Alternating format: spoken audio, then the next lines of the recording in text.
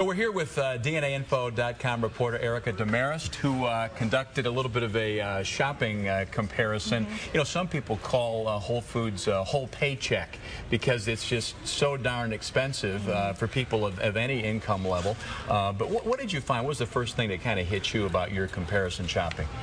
Well, good morning. Thanks for having me. Sure. Well, basically what I did is I went to an Aldi, which is basically at the intersection of 63rd and Halstead, which is where the new Whole Foods will be. So that's what's currently there for people. And the prices of, you know, your basics, your milk, eggs, butter. And then I went to a Whole Foods at Roosevelt and Canal, which is one of the nearest ones. So if people want to go there now, that's where they can go. And across the board, the Whole Foods prices were higher. In some cases, it wasn't by a lot. You know, I think butter was $2.49 at Aldi compared to $2.99 at Whole Foods, so not a big difference. But in some cases, it was pretty steep. For instance, a pound of chicken breast at Aldi was $2.49 and it was $6.99 at Whole Foods. So it's a pretty big jump. Big. Yeah. So let's go through some specifics then. Sure. You looked at dairy and eggs, and eggs were more expensive by a pretty good number. It was more than 3 times as much at Whole Foods. They were about 89 cents for a dozen at Aldi and $2.99 for a dozen at Whole Foods. And that was just looking at, you know, your basic option, like not the really fancy, you know, organic. Sure. Yeah, the ultra luxury stuff. Then we've got the milk prices on there as well, and then cheese as well. I say the milk again was a pretty steep one. It was $1.89 for just grade A whole milk at Aldi, and it was $3.49 for the same type of milk at Whole Foods.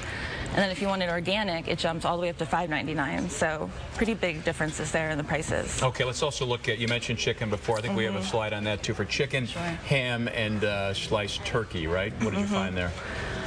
Basically, again, the packages at Whole Foods tended to be smaller for like the sliced products, and they cost more. So, again, they're pretty big jumps. Right. See some of the numbers for you right there. And then one of the things that I know a lot of people really enjoy about Whole Foods is the quality of the produce. And what did you determine in that price check? Well, basically in Whole Foods they had a lot more options. You know, instead of just your standard lettuce, they had kale and all kinds of different stuff. But again, they were always higher prices. Sure. I think, you know, bananas were 44 cents at Aldi and 79 at Whole Foods, so nearly twice as much. Some pretty big jumps. So the Whole Foods folks have also put a Whole Foods store just recently this summer in Detroit, inner city store in Detroit, and the word is that store is profitable, and there is some suggestion that they might have to and might try to tweak the prices to lower them from what the general Whole Foods store might be, for example, at the one where you check prices. Have you heard anything to that extent?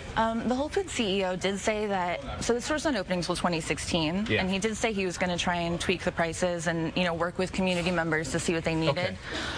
There's no specifics yet, but from what I heard from people just talking in the neighborhood, people said that they would really need to see those prices tweaked in order to shop there, because people were a little nervous about how steep the price differences are now. So they were like, well, we'll go check it out if there's, you know, lower prices. But well, it remains to be seen where it's going.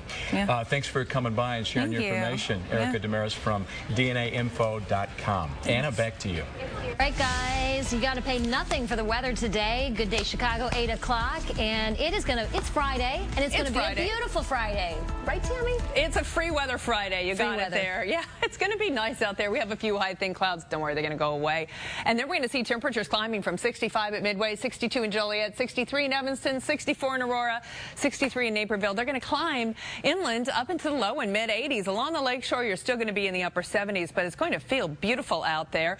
Tomorrow, even warmer with a chance of storms, and then we hit a cool down for Sunday. We'll talk about